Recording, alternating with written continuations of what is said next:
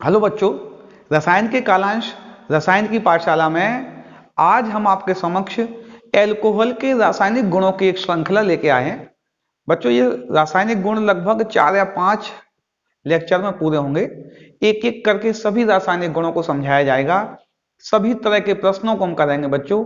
वह प्रश्न भी करेंगे जो आपकी बोर्ड परीक्षा के लिए महत्वपूर्ण है। इसके साथ साथ उन प्रश्नों की भी व्याख्या की जाएगी जो आपकी प्रतियोगी परीक्षाओं में मुख्यतः पूछे जाते हैं। हमें कौन कौन से रासायनिक गुण पढ़ना है? एल्कोहल के रासायनिक गुणों में जो एल्कोहल है, जैसे हमने माना यह एक एल्कोहल है, ROH, यहाँ पे आर लगा है ना, आर, ये कोई एल्कोहल है, प्राइमरी ले लिया हमने, एल्कोहल ले लिया हमने। हमें मुख्यतः 3 तरह की रासायनिक अभिक्रियाएं पढ़नी है। सबसे पहली हमें पढ़नी है कि हम एल्कोहल का जो OH बॉन्ड है, क्लीवेज ऑफ OH बॉन्ड, यानी कि OH बॉन्ड की विघटन की अभिक्रियाएं पढ़ेंगे।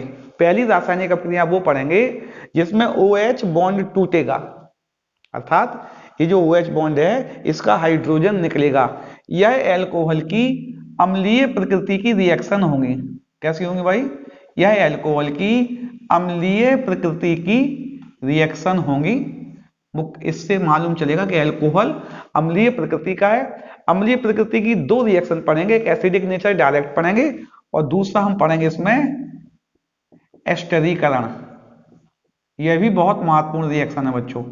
यानी पहली रिएक्शन में हम पढ़ेंगे एल्कोहल का जो क्लीवेज होगा वो OH बॉन्ड क्लीवेज होगा, यहां से हाइड्रोजन निकलेगा। इस तरह की रासायनिक अभिक्रियाएं पढ़ेंगे हम। दूसरी रासायनिक अभिक्रियाओं के अंतर्गत बच्चों हम एल्कोहल जो है, इस एल्कोहल का कार्बन ऑक्सीजन बॉन्ड क्लीवेज होगा। कौन सा बॉन्ड क्लीवेज होगा? कार्बन ऑक्सीजन बॉन्ड क्लीवेज होगा। इसकी रासायनिक अभिक्रियाएं पढ़ेंगे। इसकी रासायनिक अभिक्रियाएं बच्चों ने एल्काइल हैलाइड्स में बहुत सारी पढ़ी थी। जब एल्काइल हैलाइड की एल्कोहल से रिएक्शन हुई थी, या एल्कोहल से हमने जब एल्काइल हैलाइड बनाए थे, बहुत सी रिएक्शन पढ़ी थी इसमें हमने। PCl5 से पढ़ी थी, PCl3 से पढ़ी थी, SOCl2 से पढ़ी थी, AgOH NaOH से पढ़ी थी, बहुत सी अभी AgCl से पढ़ी थी। ऐसी हमने बहुत सी अभिक्रियाएं पढ़ी थी जिसमें इस कार्बन ऑक्सीजन का बॉन्ड टूट रहा था। इनकी चर्चा की जाएगी। नंबर तीसरी, सबसे महत्वपूर्ण, मोस्ट इंपोर्टेंट तीसरी रिएक्शन होगी जिसमें जो एल्कोहल होगा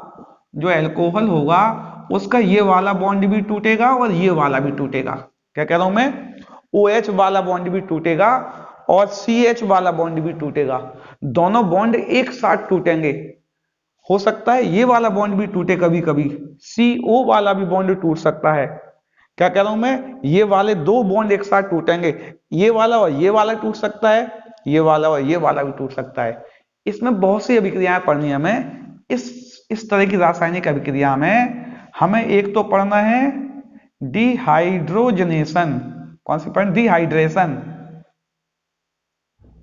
एक तो हमें एल्कोहल का निर्जलीकरण पढ़ना है, एलिमिनेशन रिएक्शन के अंतर्गत आता है बच्चों ये।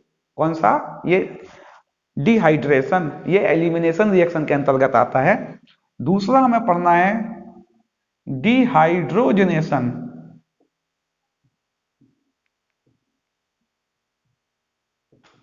दूसरा हमें पढ़ना है डिहाइड्रोजनेशन। हाइड्रोजन निकलेगा एल्कोहल से। क्या निकलेगा?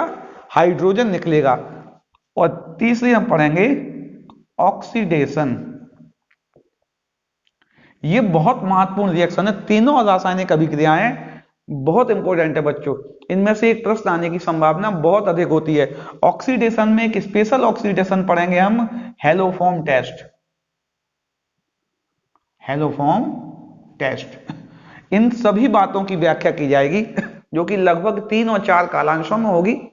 पहले हम आज की हेडिंग लगाते हैं एल्कोहल की R single bond OH bond में OH बॉन्ड का क्लीवेज हो रहा है। किसका हो रहा है भाई? हम लिखेंगे OH बॉन्ड का, OH बंध का अपघटन। हम वो अभिक्रियाएं पढ़ रहे हैं जिसमें एल्कोहल में OH बॉन्ड टूटेगा, या इसको हम कहेंगे एल्कोहल की अम्लीय प्रकृति।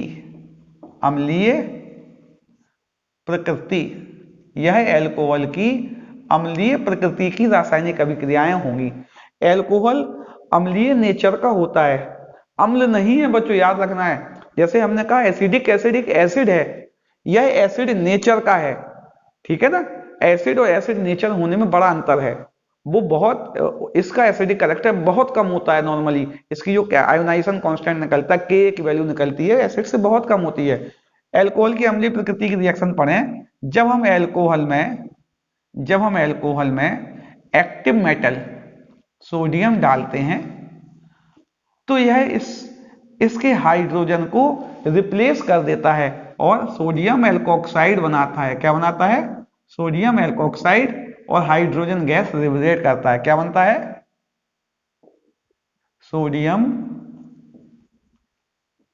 एल्कोक्साइड बनता है और हाइड्रोजन गैस रिप्लेस करता है।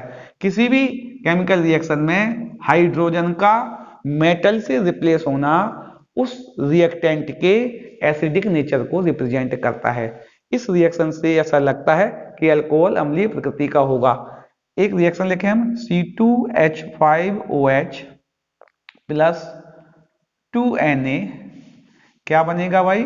C2H5ONa प्लस H2, यहाँ पे 2 लगा देंगे, यहाँ पे 2 लगा देंगे, यहाँ पे 2 लगा देंगे। अब ये बैलेंस हो गई रिएक्शन, हाइड्रोजन गैस निकल जाएगी, ठीक है नहीं। अच्छा, हम एक चीज जानते हैं, हम कह रहे हैं एसिडिक नेचर, हम आपसे क्यों कह रहे हैं? क्योंकि हम जानते हैं यदि एसिड लें, यदि हम एसिड में एल्कलीस डाल दें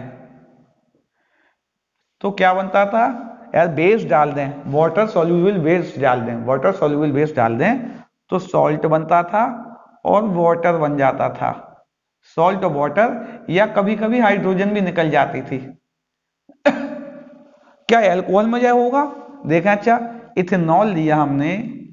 इथेनॉल लिया और इसमें हमने NaOH मिलाया तो यह कोई भी रिएक्शन नहीं करेगा। अर्थात अब आपकी बात ये समझ में आ रही है, यह एसिड नहीं है। अगर ये एसिड होता तो बेस से तुरंत रिएक्शन करके सॉल्ट और वाटर बनाता। लेकिन एक एल्कोहल ऐसा होता है बच्चों, इनमें से एक एल्कोहल ऐसा होता है जो बेस से रिएक्शन कर जाता है, जो बेस से रिएक्शन कर अपना सॉल्ट बनाता है और वाटर एलिमिनेट करता है। सॉल्ट बनाकर वाटर निकाल देगा, या सॉल्ट बनाएगा और वाटर निकलेगा, यह इससे रिएक्शन कर लेता है केवल। यह एक अकेला एल्कोहल है जो कि बेस से, यानी वाटर सॉल्युबल बेस से रिएक्शन कर लेता है, अर्थात इसका जो एसिडिक कैरेक्टर है सबसे ज्यादा होता है। कैसा होता है? सबसे ज्यादा होता है। अब प्रश्न आता है, किस एल्कोहल का एसिडिक कैरेक्टर ज्यादा होगा, क्यों होगा, कैसे होगा? ऐसी बहुत सी बातें आती हैं बच्चे आपकी परीक्षाओं में, इसको नोट कर लो, उन सभी बातों की व्याख्या करते हैं। बच्चों, हम एल्कोहल के अम्लीय गुण की तुलना करते हैं। हम यह जानना चाह रहे हैं अब कि एल्कोहल अगर 1 डिग्री, 2 डिग्री, 3 डिग्री दिया हो, उनमें से कौन अधिक अम्लीय होगा, क्यों होगा, इस बात की हम व्याख्या करते हैं। हमने एल्कोहल लिखा CH3OH, एक हमने लिखा CH3CH2OH, और एक हमने और भी लिखा CH3CH3OH, और हमने एक और लिख दिया बच्चों CH3CH3OH। प्रश्न यह है कि कौन सा एल्कोहल ज्यादा अम्लीय होगा और क्यों होगा? ये मिथेनॉल है, ये इथेनॉल है, ये आइसोप्रोपाइल अल्कोहल है, टर्सरी प्यूपाइल है। ये 1 डिग्री है, ये दोनों 1 डिग्री हैं, ये 2 डिग्री है, ये 3 डिग्री है। प्रश्न यह है, इनमें से किस एल्कोहल का एसिडिक नेचर ज्यादा होगा और क्यों ज्यादा होगा? अगर यह एसिडिक है, अगर एल्कोहल एसिडिक है तो क्या होगा? यह एल्कोक्साइड आयन बनाएगा और हाइड्रोजन आयन लिबरेट करेगा, लिबरेट ना बोल के हाइड्रोजन आयन प्रोवाइड कराएगा। ये हम जानते हैं ऑक्सीजन बहुत अधिक इलेक्ट्रोनेगेटिव होता है, यह इसके इलेक्ट्रॉन को खींचना चाह रहा है, यह इसके इलेक्ट्रॉन को अपनी तरफ खींचकर इसको रिलीज करने की प्रवृत्ति रखता है, इसीलिए यह एसिडिक होता है। अर्थात ये जो ऑक्सीजन है इसमें इलेक्ट्रॉन लेने का गुण जितना ज्यादा होगा, इस OH बॉन्ड का इलेक्ट्रॉन जितनी तेजी से एक्सेप्ट कर लेगा उतनी तेजी से इस हाइड्रोजन आयन को रिलीज कर देगा और उतना ही ज्यादा यह एल्कोक्साइड आयन स्टेबल होगा। कब क्या कह रहा हूं मैं, दोबारा बात समझना है। इस ऑक्सीजन में इलेक्ट्रॉन लेने का गुण, इलेक्ट्रॉन लेने की भूख जितनी ज्यादा होगी उतनी ही तेजी से इस हाइड्रोजन के इलेक्ट्रॉन को एक्सेप्ट कर लेगा और इसको OH बॉन्ड से मुक्ति दे देगा, उससे रिलीज कर देगा। और इसकी इलेक्ट्रॉन लेने की भूख ही इसकी स्टेबिलिटी होती है। अर्थात ये जितना ज्यादा स्टेबल होगा उतनी ज्यादा इसमें इलेक्ट्रॉन लेने का गुण होगा और उतना ही जल्दी हाइड्रोजन को रिलीज कर देगा, उतना ही ज्यादा एसिडिक होगा। चलिए इनकी तुलना करते हैं, क्या अंतर है। ये तो इलेक्ट्रॉन खींच ही रहा है, ये तो खींच ही रहा है और ये इसको रिलीज करना चाहता है। यहां से कौन सा इफेक्ट लगा, यहां से कौन सा इफेक्ट लगा। उल्टे चलते हैं, यहां बात करते हैं इसमें 3 एल्काइल ग्रुप जुड़े हुए हैं। यह जो एल्काइल ग्रुप होते हैं यह प्लस आई इफेक्ट वाले होते हैं। क्या होता है इन पे, अर्थात यह अपने इलेक्ट्रॉन रिलीज करने वाले ग्रुप होते हैं। यह इलेक्ट्रॉन को आगे कार्बन चेन में आगे तक ढकेलने का प्रयास करते हैं। यह यहां देगा और ये इसको देगा और ये सब इलेक्ट्रॉन जाके कहां पहुंचेंगे, इस ऑक्सीजन के पास पहुंचेंगे। सारे इलेक्ट्रॉन एक साथ होकर कहां पहुंचेंगे, ऑक्सीजन के पास पहुंचेंगे। ऑक्सीजन चाह रहा था कि मैं हाइड्रोजन के इलेक्ट्रॉन ले सकूं, लेकिन इन्होंने अपने इलेक्ट्रॉन ऑक्सीजन को दे दिए। अब यह हाइड्रोजन के इलेक्ट्रॉन को आसानी से नहीं लेगा, इसके पास इलेक्ट्रॉन लेने की भूख तो थी, उस भूख को या उस इलेक्ट्रॉन की कमी को इन तीनों ने पूरा कर दिया और इस पर पहले से ही इलेक्ट्रॉन ज्यादा हुआ है। अब इसका पेट भर गया, अब ये कह रहा है हम हाइड्रोजन के इलेक्ट्रॉन नहीं लेंगे, अर्थात ये इनके एसिडिक कैरेक्टर को घटाएंगे। हमने एक बात जान ली कि जो प्लस आई इफेक्ट, क्या कह रहा हूं मैं, प्लस आई इफेक्ट, जो प्लस आई इफेक्ट स्पेसीज होती हैं, प्लस आई इफेक्ट स्पेसीज होती हैं, वह ऑक्सीजन पर इलेक्ट्रॉन डेंसिटी बढ़ाती हैं। क्या करती हैं भाई, plus I effect species oxygen पर इलेक्ट्रॉन डेंसिटी बढ़ाती हैं, जिससे क्या होगा भाई, जो एल्कोक्साइड आयन है, जो एल्कोक्साइड आयन है, एल्कोक्साइड आयन की स्टेबिलिटी यानी कि स्थायित्व, एल्कोक्साइड आयन का स्थायित्व कम हो जाता है और एसिडिक कैरेक्टर कम हो जाएगा था। यह कम एसिडिक होगा, उससे तुलना करेंगे तो क्या कह रहा हूं मैं, यह कम एसिडिक क्यों हुआ, क्योंकि इसमें 3 एल्काइल ग्रुप आने से अपने इलेक्ट्रॉन रिलीजिंग इफेक्ट के कारण ऑक्सीजन पर इलेक्ट्रॉन डेंसिटी बढ़ा दी, जिससे यह अब हाइड्रोजन के इलेक्ट्रॉन लेने की गुण कम रखेगा और इसका एसिडिक नेचर भी कम होगा। इसकी बात करें बच्चों, इसमें भी क्या है, इसमें 2 एल्काइल ग्रुप हैं और इसमें भी क्या होगा, यह भी अपने इलेक्ट्रॉन को इस ऊपर तो पहुंचाएंगे ही, ऊपर इलेक्ट्रॉन डेंसिटी इसमें भी बढ़ेगी लेकिन इसकी तुलना में कम बढ़ेगी। यानी इस ऑक्सीजन में हाइड्रोजन के इलेक्ट्रॉन को लेने की क्षमता इससे थोड़ी ज्यादा होगी, ठीक है नहीं। अर्थात सबसे कम एसिडिक 3 डिग्री हो गया, उसके बाद 2 और उसके बाद ये वाला भी क्या होगा, इसमें 2 है, यहां भी बढ़ेगा, इसमें 1 है।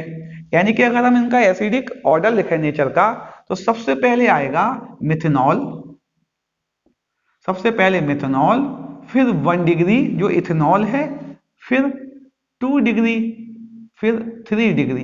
अर्थात इनका जो एसिडिक नेचर होगा, एसिडिक नेचर होगा वह इस ऑर्डर में होगा।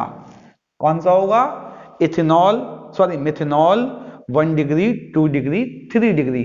अच्छा बच्चों, मिथेनॉल में एक स्पेशल कैरेक्टर होता है, मैंने अभी पिछले 2 मिनट पहले बताया था। इसका एसिडिक नेचर नॉर्मली सभी एल्कोहलों से भी ज्यादा होता है, एल्कोहलों से। इसके साथ साथ इसका एसिडिक कैरेक्टर जल से भी ज्यादा होता है। एक प्रश्न और करें, इसका हम समझने का प्रयास करें। प्रश्न आया HOH और यहां लिखा है C2H5OH, इनमें कौन ज्यादा एसिडिक, प्रश्न आ जाता है जल और इथेनॉल में कौन ज्यादा एसिडिक होगा, किसका अम्लीय गुण ज्यादा होगा। आप सिंपल सी बात है, इसका प्लस आई इफेक्ट होता है। क्या होता है भाई, इसका प्लस आई इफेक्ट होता है, यह इलेक्ट्रॉन को ऑक्सीजन के ऊपर पहुंचाएगा और इस पर क्या होगा, इलेक्ट्रॉन डेंसिटी इंक्रीज हो जाएगी, जिससे जो इथॉक्साइड आयन है, इथॉक्साइड आयन की स्टेबिलिटी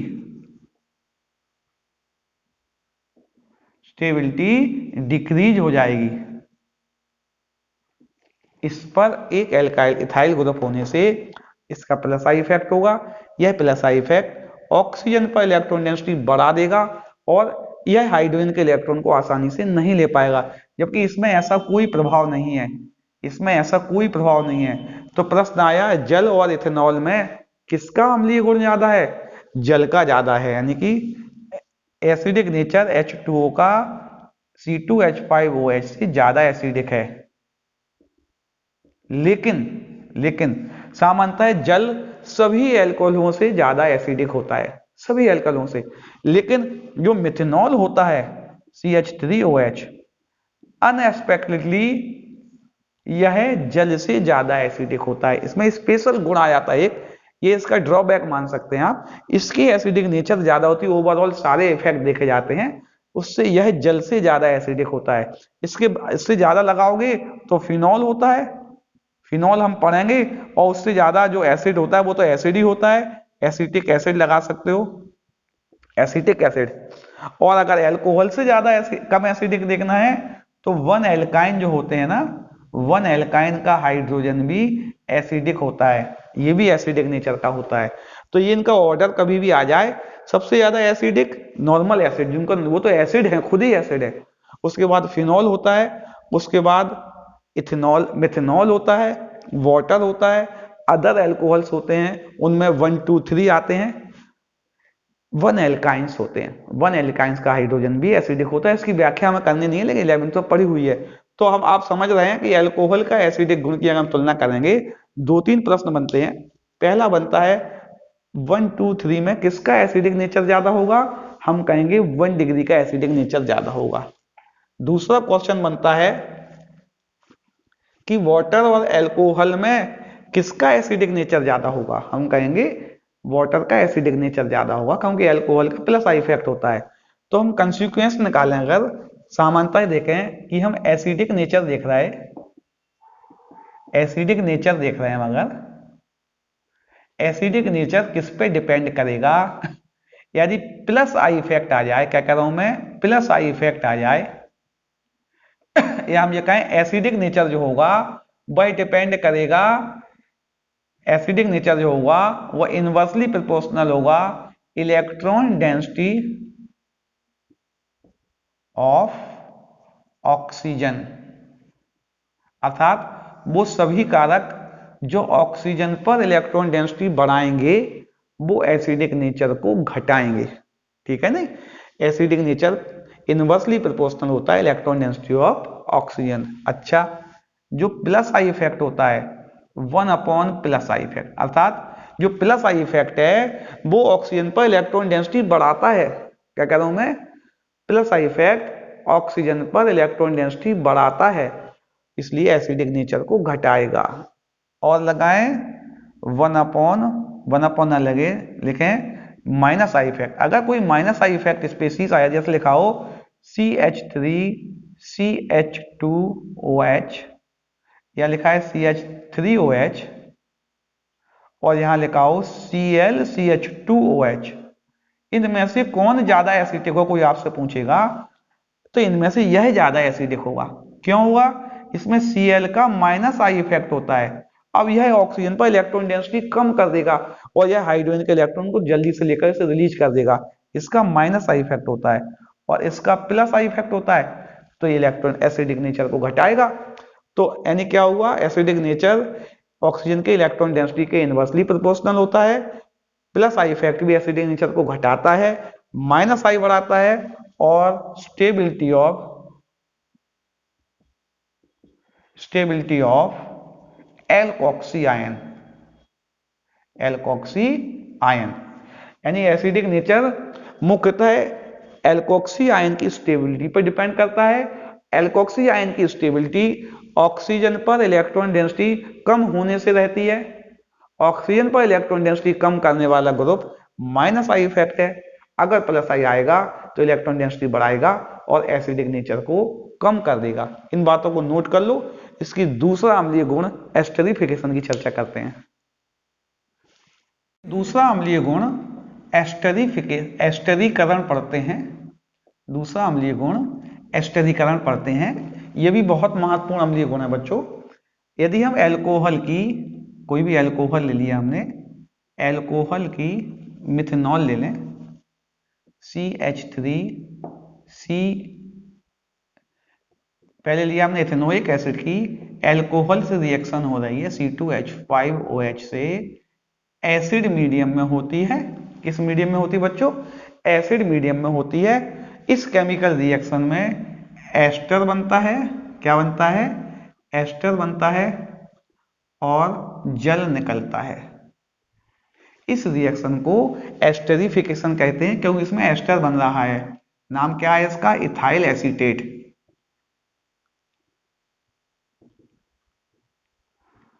क्या होता है?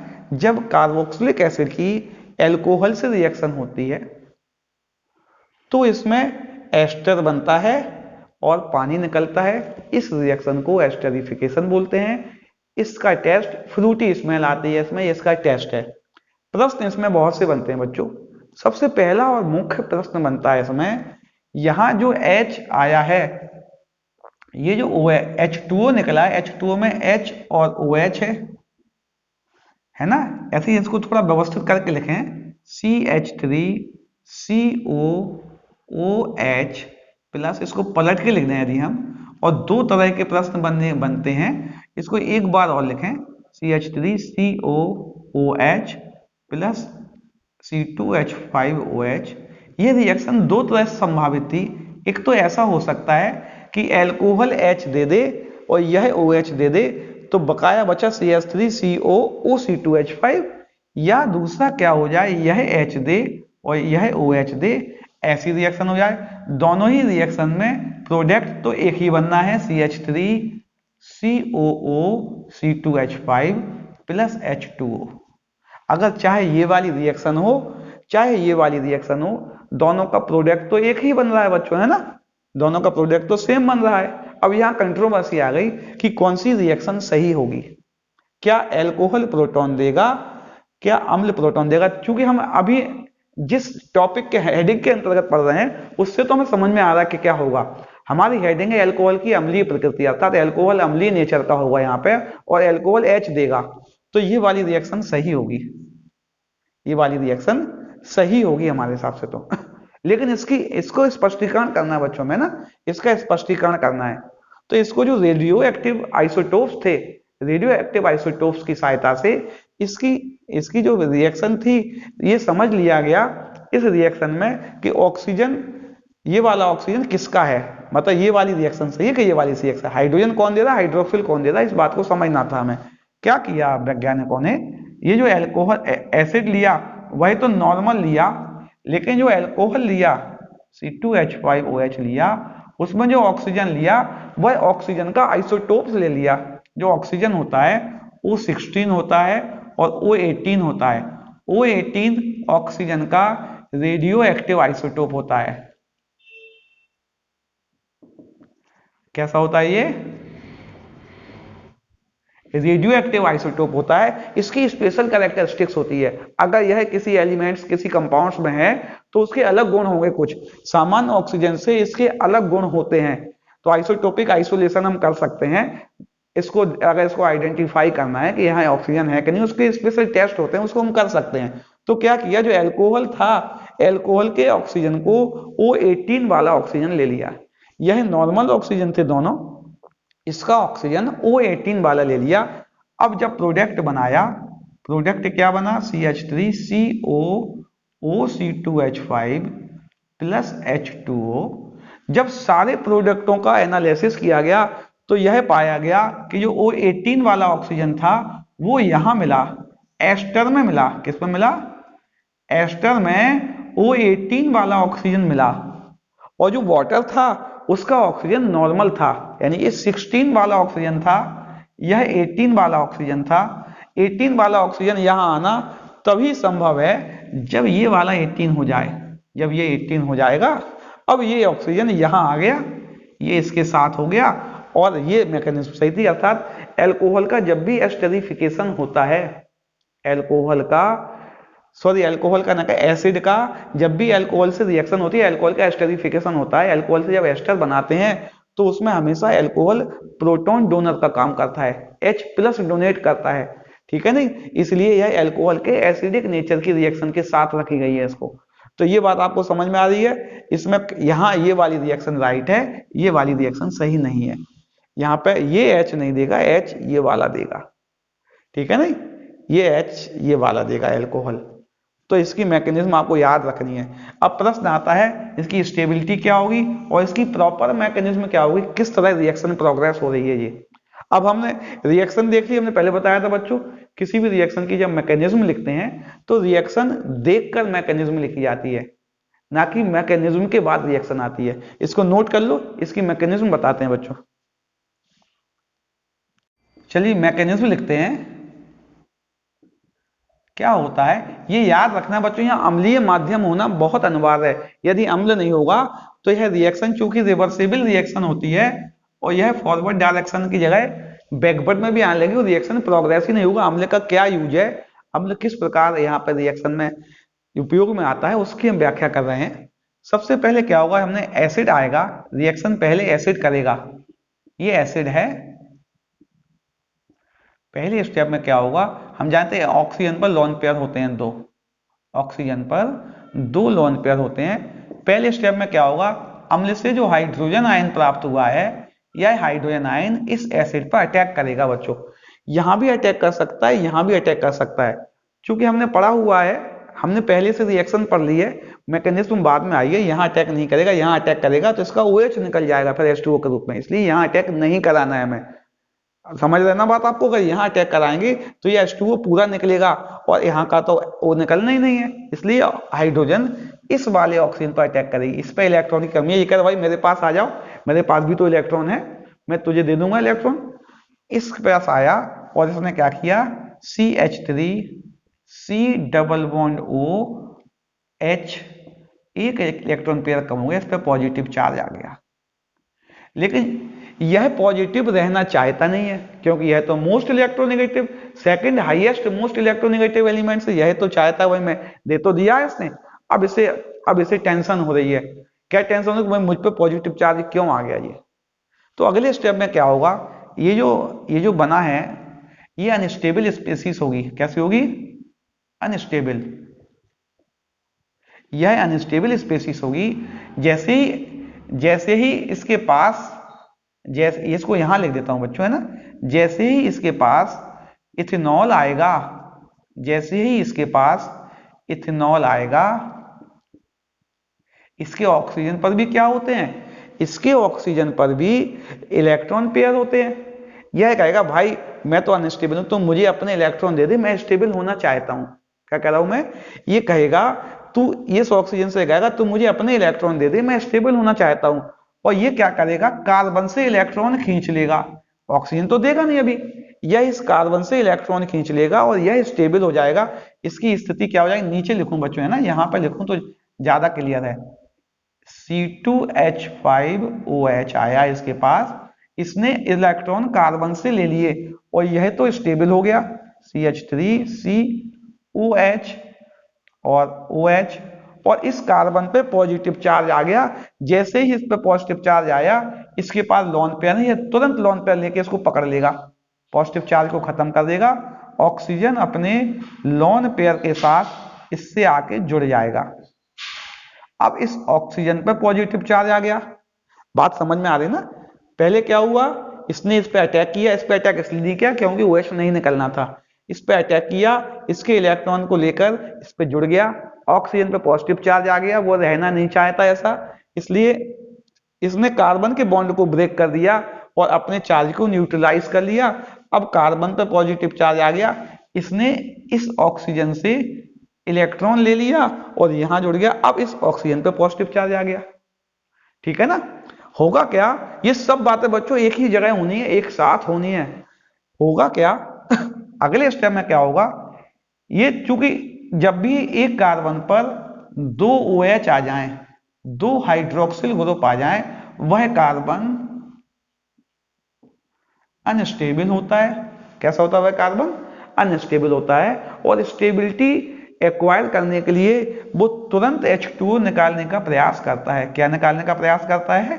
H2O। तो ये अनस्टेबल कार्बन क्या करेगा, ये तो स्टेबल हो जाएगा, ये भी ऑक्सीजन भी गड़बड़ी है इसमें प्लस चार्ज, ये तो स्टेबल हो जाएगा, ये H2O निकाल देगा। इसने क्या किया, H2O को निकाल दिया और यह तो स्टेबल हो गया। कैसे स्टेबल हो गया भाई? CH3 C double bond O, और इसको मैं यहां लिख दे रहे हैं OHR। इस पे पॉजिटिव चार्ज अभी रह गया। ये जो ऑक्सीजन था, इस ऑक्सीजन पे पॉजिटिव चार्ज अभी भी रह गया है। इसके पॉजिटिव चार्ज को हटाने के लिए, क्योंकि पहले स्टेप में हमारे एसिड का H प्लस आया था, एसिड था H2SO4, इसमें था H प्लस HSO4 माइनस। तो HSO4 माइनस आया, वो कह रहा है भाई मैंने सबसे पहले जब रिएक्शन चालू हुई थी अपना H प्लस प्रोवाइड कराया था, मेरा H प्लस वापस दो, मैं तो कैटलिस्ट हूं, मैं रिएक्शन में पार्टिसिपेट थोड़ी करना चाहता हूं। यह अपना H प्लस वापस ले जाएगा, और H प्लस वापस जब ले जाएगा तो यहाँ H2SO4 बन जाएगा, और CH3 C double bond O OR, या R की जगह यहाँ पे C2H5 लिखा है तो हम C2H5 लिख दें, C2H5 बन जाएगा, जो कि हमारा ओरिजिनल प्रोडक्ट है। अर्थात हमने देखा ये OC2H5 जो आया है, OC2H5 यहां से आया है, तो वही हमने उसमें देखा था जब इसको हमने लिखा था, रेडियो एक्टिविटी के हिसाब से किया था। तो इसकी ये मैकेनिज्म आप नोट कर लो, इसकी स्टेबिलिटी की चर्चा और करते हैं। फिर देखिए बच्चों, हम रिएक्टिविटी की बात करते हैं, रिएक्टिविटी की बात करते हैं। हमने देखा था बच्चों, में एक छोटा सा रिकैप दे रहा हूं। पहले एसिड से H प्लस आया और उसने यहां अटैक किया और अनस्टेबल स्पीशीज बनाई। यहां जब एल्कोहल आएगा, एल्कोहल जब अटैक करेगा बच्चों, सारा खेल यही होना है, सब कुछ रिएक्शन का जो मेजर पार्ट है वो यही है, और यही पार्ट इसका रेट डिटरमाइन स्टेप है। ये एल्कोहल जब आएगा वह इस इंटरमीडिएट कार्बोकैटायन बीच में कुछ समय के लिए बनेगा। हम क्या कह रहा हूं मैं, क्षणिक बनेगा, क्षणिक। इस पे अटैक करने के लिए इसका जो लोन पेयर है, ये लोन पेयर अपना इस कार्बन को अटैक करके लोन पेयर देना चाहता है इसको। अर्थात इसके पास, जब ये इसके पास अटैक करने के लिए इसके पास आ रहा है, तो इस कार्बन के आसपास भीड़ नहीं होनी चाहिए। हिंड्रेंस जितना ज्यादा होगा यह उतनी ही देर में आएगा, और यह जितनी देर में आएगा रेट ऑफ रिएक्शन उतनी ही कम होगी। अर्थात इस रिएक्शन की रेट ऑफ रिएक्शन जो हो रही है, ये जो ट्रांजिशन स्टेट बनती है, इसको कहें, हम इसको क्या कहें, ये ट्रांजिशन स्टेट बनती है, ट्रांजिशन स्टेट बनती है। इस स्टेज की स्टेबिलिटी पर निर्भर करती है। यह जो अल्कोहल है, जितनी जल्दी इस पर अटैक करके इससे जुड़ेगा, जितनी जल्दी अटैक करके इस पर जुड़ेगा, उतनी ज्यादा स्टेबल, उतनी ज्यादा समय तक ट्रांजिशन स्टेट रहेगी और रेट ऑफ रिएक्शन ज्यादा होगी इसकी। अर्थात इसकी जो रेट ऑफ रिएक्शन है, रेट ऑफ रिएक्शन है, वह कर रही है हिंड्रेंस पर, स्टेरिक हिंड्रेंस पर कर रही है ना। इसकी रेट ऑफ रिएक्टिविटी किस पे कर रही है? स्टेरिक हिंड्रेंस के इनवर्सली प्रोपोर्शनल है। अर्थात बल्कि ग्रुप जितने ज्यादा आएंगे, उस क्या कहते हैं, उस अल्कोहल की रिएक्टिविटी उतनी ही कम होगी, वह उतनी देर में अटैक कर पाएगा। तो स्टेरिक हिंड्रेंस के हिसाब से देखा जाए, 3 डिग्री अल्कोहल की रिएक्टिविटी सबसे कम होगी, उसके बाद 2 डिग्री, उसके बाद 1 डिग्री। अर्थात 1 डिग्री मोस्ट रिएक्टिव, उसको ऐसे भी लिख सकते हैं 1 2 3। सामान्यतः 3 डिग्री अल्कोहल में इतना ज्यादा स्टेरिक हिंड्रेंस होता है कि वह एस्टेरिफिकेशन रिएक्शन कर ही नहीं पाते हैं। सामान्य परिस्थितियों में वह एस्टेरिफिकेशन नहीं करते हैं। प्रश्न आ जाता है, निम्न में से कौन सा अल्कोहल में एस्टेरिफिकेशन अभिक्रिया नहीं होगी, और आपको अल्कोहल लिखे हुए हैं, उनमें से आप पकड़ लेना 3 डिग्री अल्कोहल। जो 3 डिग्री अल्कोहल होगा वह एसिड के साथ सामान्य परिस्थितियों में एस्टेरिफिकेशन नहीं देता है।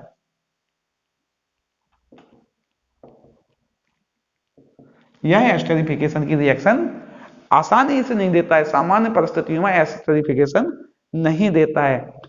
सबसे आसानी से 1 डिग्री देता है क्योंकि इसमें सबसे कम हिंड्रेंस होता है, उसके बाद 2 और उसके बाद 3। ठीक है ना, इस बात को भी नोट कर लो। एक दो एग्जाम्पल और लगवा देते हैं इसके बच्चों।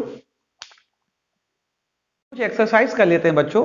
अभी तक हमने जान लिया कि एस्टरिफिकेशन की रेट जो होगी वह सामान्यतः मिथेनॉल सबसे ज्यादा एक्टिव होगा एस्टरिफिकेशन में, 1 डिग्री 2 डिग्री 3 डिग्री होगा। सामान्यतः 3 डिग्री में एस्टरिफिकेशन होता ही नहीं है सामान्य कंडीशनों में।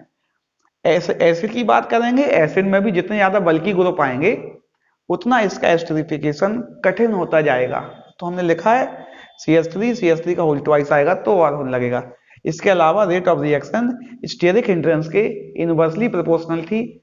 जिस एल्कोहल में या जिस एसिड में हिंड्रेंस ज्यादा होगा उसकी order of reactivity, rate of reactivity कम होगी। प्रश्न लिखे हैं 3, निम्न रिएक्शन कंप्लीट करना है।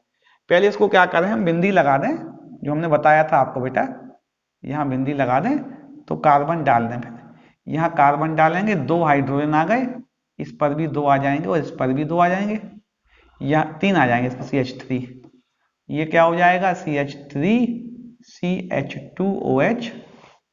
चलिए इसमें 4 कार्बन का है, इसमें एक हम क्या जानते थे, इसका H जाना है और इसका OH जाना है, यही रिएक्शन होनी है।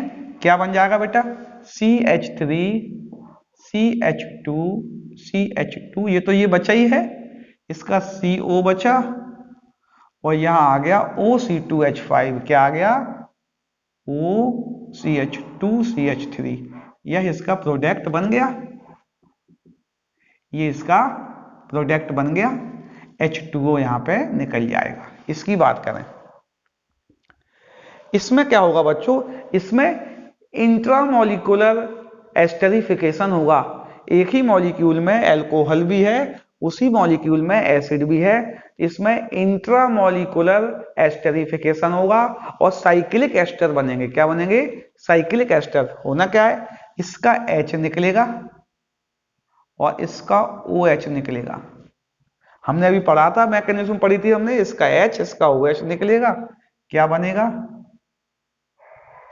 ये यहां पे इसको ऐसे ही रहने दो अभी, C डबल बॉन्ड O, और ये कार्बन तो इस तरह के है ही।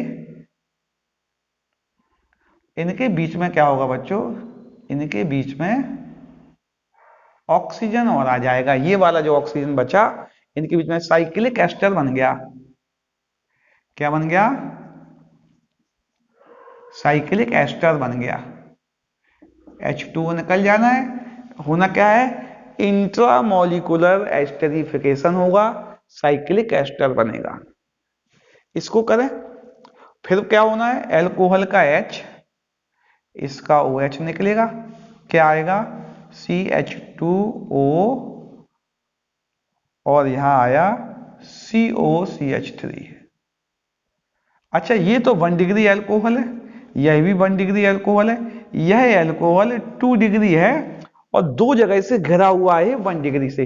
तो ये जो एसिटाइल ग्रुप है यहां तक अटैक नहीं कर पाएगा, यहां तक अटैक नहीं कर पाएगा। तो इसमें केवल यहां होगा एस्टरिफिकेशन और यहां होगा, दोनों। इस 2 डिग्री में नहीं हो पाएगा क्योंकि इसमें स्टेरिक हिंड्रेंस ज्यादा है, हम बता चुके हैं। यहाँ पे स्टेरिक हिंड्रेंस के इनवर्सली प्रोपोर्शनल है, यानी यहां तो एल्कोहल वैसा ही का वैसा रहेगा, यहां एस्टरिफिकेशन नहीं हो पाएगा, यहां हो जाएगा। लेकिन इस तरह के बहुत से प्रश्न बनते हैं बच्चों, जिनको कि आपको आने चाहिए। ठीक है ना, मैं आशा कर रहा हूं कि जो एल्कोहल की पहली तरह की प्रॉपर्टी थी जिसमें हमने OH बॉन्ड को क्लीवेज किया था, उसके सभी तरह के कॉन्सेप्ट आपको क्लियर हो गए। अगले लेक्चर में एल्कोहल की दूसरी केमिकल प्रॉपर्टी लेके आपके समक्ष पुनः उपस्थित होंगे। यदि आपको यही कोई समस्या आती है, आप मैसेज बॉक्स में जाकर यूट्यूब पर मैसेज करें, व्हाट्सएप द्वारा भी मैसेज कर सकते हैं। आपको लगातार नई नई जानकारियां मिलती रहेंगी बच्चों। आप केमिस्ट्री के इस कालांश से लगातार जुड़ रहे हैं, निश्चित ही आपकी परीक्षा में अच्छे अंक प्राप्त होंगे।